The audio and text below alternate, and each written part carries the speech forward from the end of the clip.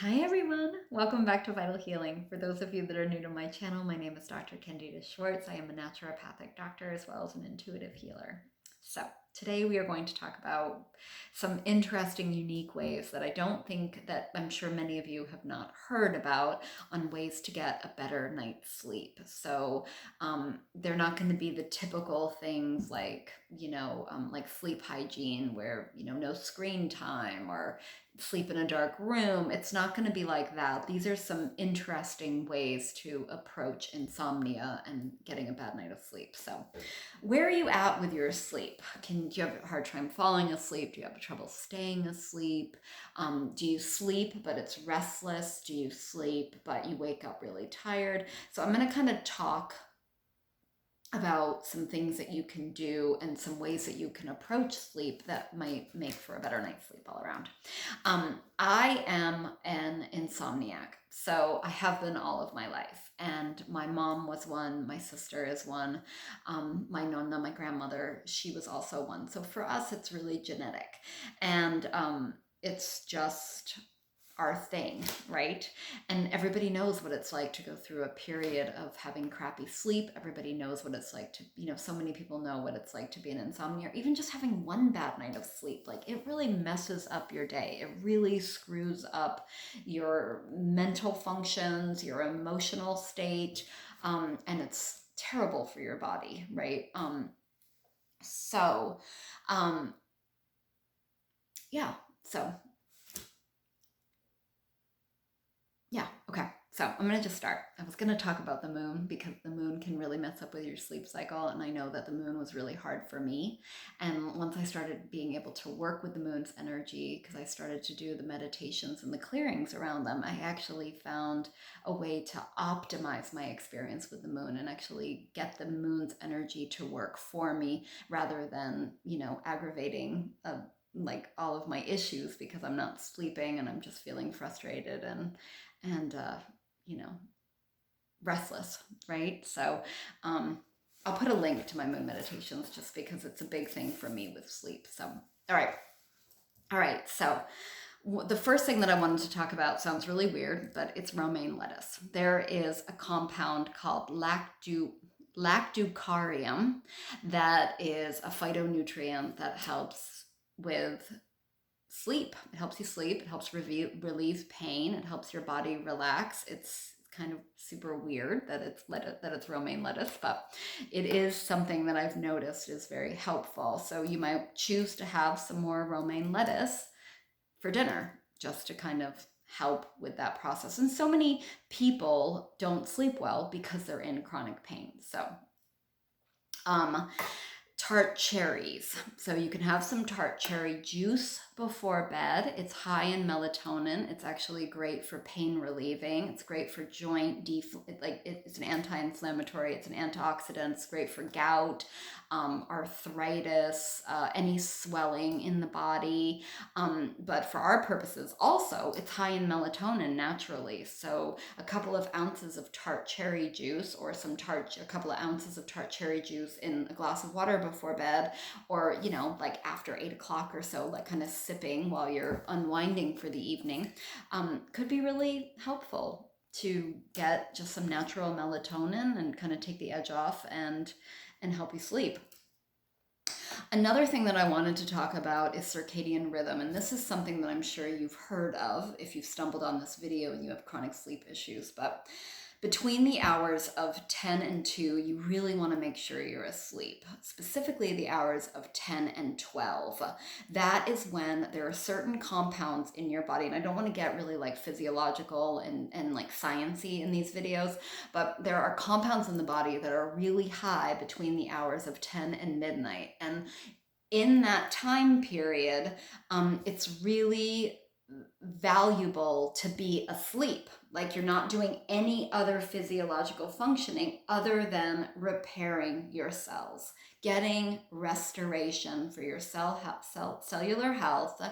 It helps you process the events of the day. It helps you process, sleeping helps you process your emotions, right? It's a really great way. Like, sometimes we go to bed and we are stressed out about something, and then we wake up, and if we got a good night's sleep, we got a new perspective on it, right? That's why people say just sleep on it. You got a problem, sleep on it, make a decision, approach it tomorrow.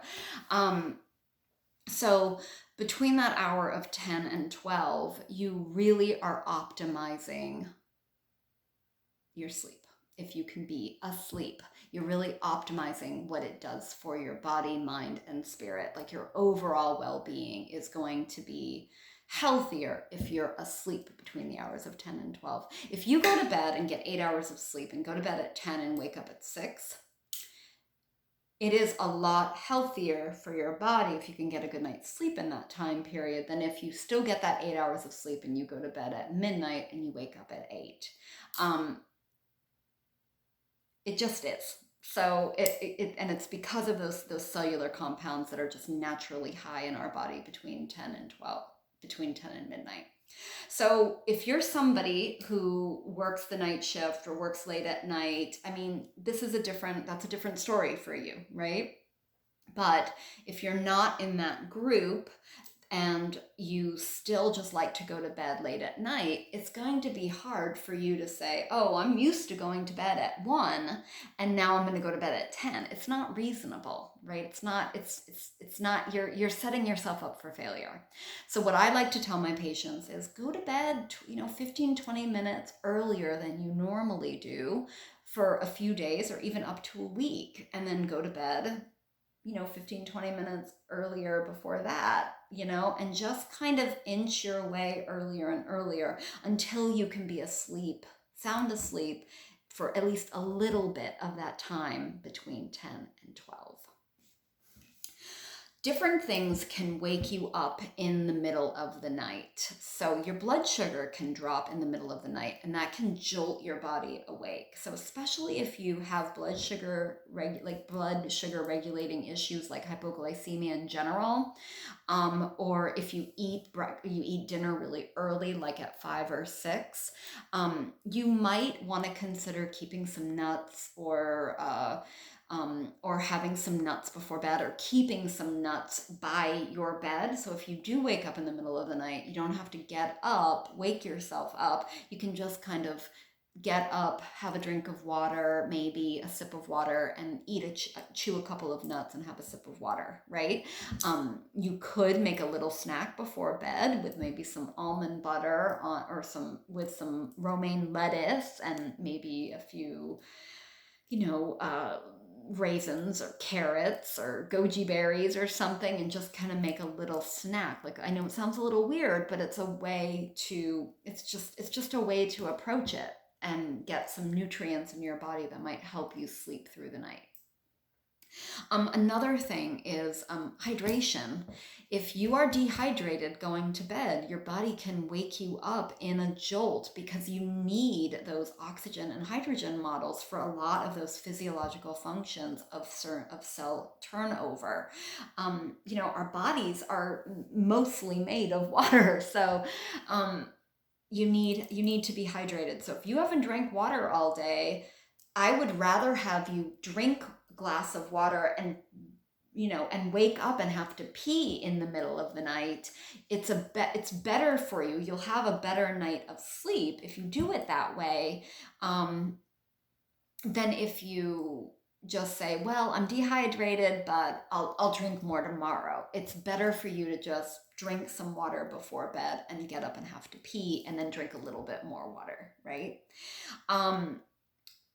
Another thing that I wanted to talk about is gut health. If you have a tough gut, a nervous gut, if you have a lot of inflammation in your gut, leaky gut, SIBO, you're chronically bloated, you have trouble with constipation and diarrhea, or just, reflux, GERD, all of those physiological functions that are happening at night. And as we digest and process our food, if you're going to bed with a heavy ball of food, you're eating foods that you react to, or you're just overeating, your body can kind of wake you up while it's trying to digest.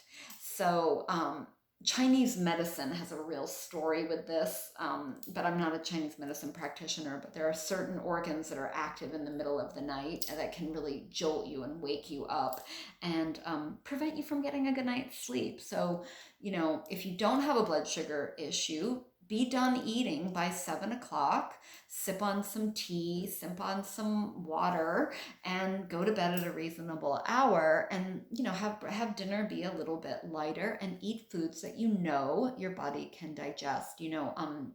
Digestive enzymes, apple cider vinegar. I like to have my probiotics before bed, and my vitamin D and my fish oil, just because they're all very calming and sedative, and they're all very anti-inflammatory, and the probiotics just kind of help me digest my food. I like to do those things before bed. So you can play around with those sorts of things. I also like to rub lavender and lemon, like a drop of each, with like some, fractionated coconut oil or my lotion, and rub it on my tummy just to calm my tummy down. I also like to put it on the balls of my feet, because digestion is a process that goes down. And when you have a hard time sleeping, your energy's up here, you're not grounded. So those are just some things that I like to consider. Another thing that can wake you up in the middle of the night, this is classic adrenal fatigue. If you always you fall asleep within like your head, this is a classic like adrenal fatigue person. They put their head on the pillow and they're out in like 10 seconds, and then they wake up at like 2 or so. That is a sign of adrenal fatigue. So if you're having a lot of coffee throughout the day, a lot of stress, a lot of constant anxiety, you're burning out your adrenals. If you kind of wake up in the morning and you're exhausted, you get a slump in the afternoon, that's another sign of adrenal fatigue. You're wired and tired. You're so tired you can't fall asleep. That's another sign of adrenal fatigue. Another thing with adrenal fatigue is like you can be flip-flopped. Like your cortisol is supposed to be high in the morning, and then it's supposed to be low at that 10 o'clock hour. So there are lots of different supplements that you can take, and I'm happy to do a video on supplements also. But or to talk to you you can go to any of your naturopaths or osteopaths, or any alternative healthcare provider can help you with this. But so if your cortisol is low in the morning, you're going to wake up tired, and then you grab that cup of coffee or that stimulant like sugar or whatever, and then that is going to help wake you up, and that's just furthering that cycle of adrenal fatigue and screwing up your adrenal glands. And then at night, are you that person that starts to get your second wind at around 10 o'clock? Well, that's because you're getting a jolt of cortisol. So there are lots of different herbs and lots of different things that you can do throughout the day, as well as before bed, to kind of get your adrenals and your cortisol under control, and support your overall body and get a good night's sleep. One of my favorite things is Himalayan sea salt. Like, I do a pinch of Himalayan sea salt in my water. I try to do it first thing in the morning. I'll maybe try to have like 16 to 20 ounces first thing in the morning. If I can't, or I forget, or my schedule doesn't work and I'm not following my own advice, I might do like a glass in the morning and then a glass in the afternoon. Yeah, and I like the lemon in it also. Like, to me, it's refreshing, it's tasty. We're all very mineral deficient, and we really need minerals for our everyday metabolic functions. So that can be, a lot of minerals can be very relaxing to the body. So Himalayan sea salt and water and lemon, and you're going to drink more water, right? There's my little ninja mind trick to get you to drink more water. Magnolia is really a great oil to rub on your heart or to rub on your feet. It's kind of sedative. There's an oil with magnolia, and then it's also in a lot of different products that can naturally lower your cortisol and naturally lower your stress to help you go to sleep and sleep through the night. Magnolia is one of my favorites. I love the plant too. Passion flower is another one. You can even just do straight passion flower. It's kind of sedative, but it's gentle, it's soft, it doesn't like freak me. Like a lot of times, like I think the kavas and the valerians and sometimes like the melatonins, a lot of people report back to me that the dreams are weird and they're waking up from having weird dreams, and they feel stoned the next morning. So those are some things that I really like to do. The other thing is B complex. If you could have some B complex in your morning and then some B complex before you hit that afternoon slump, like after lunch around 1 o'clock, I think that those like B vitamins are so good. They're calming. They can give you energy depending on the formula that you have, but it's kind of like you're trying to remain calm and support your adrenals throughout the day so you can carry that calm and reset that circadian rhythm and that adrenaline and cortisol rhythm, so you carry it into your evening. So that's the best way that I can kind of describe it. I hope it makes sense. Let me know if I'm not making sense, because I'll redo the video. And then obviously caffeine, like afternoon, is not a good idea. And even with the B complex, like I wouldn't do it after 2 if you have a sleep issue, because it can kind of give you a little bit too much energy. I did another video where I gave some, I demonstrated legs up the wall. You maybe have heard of it, but that's a really nice way to calm down your adrenals and have like a little cat nap almost, like a little meditation or some deep breathing. Put your legs up on the wall. Do it for like 10 or 20 minutes in the afternoon if you can, because it just calms your body down. It gives you a little bit of energy, so then you can kind of tackle the rest of the day and the evening. So again, it's like keeping you calm throughout the day and supporting your body throughout the day so it can go into a nice sleep pattern at night. And then what else did I want to talk about with you? The B vitamins. There is this there is this thing called Binaural Beats. Their videos. There's tons of them on YouTube, but they're different tones that can help you with insomnia and restless brain. And I'll put the link of the one below that I really like, that puts you into a really nice REM sleep, like a really nice REM cycle sleep. It's one of my favorites. So I'll put that link below, but there are tons of them that you can explore. Other things that other things that I really like for flower essences, if you do have that kind of noisy brain, I like the Bach white chestnut flower essence. You can just put a few drops under your tongue, leave it by your bed, and if you wake up in the middle of the night, you can put a couple more drops under your tongue. And for those people that are wired and tired, that just like they won't let themselves relax, they won't let themselves sleep, like their bodies aren't letting themselves sleep, I like the flower essence olive. It just kind of helps you surrender a little bit and let your body go into that deep relaxation.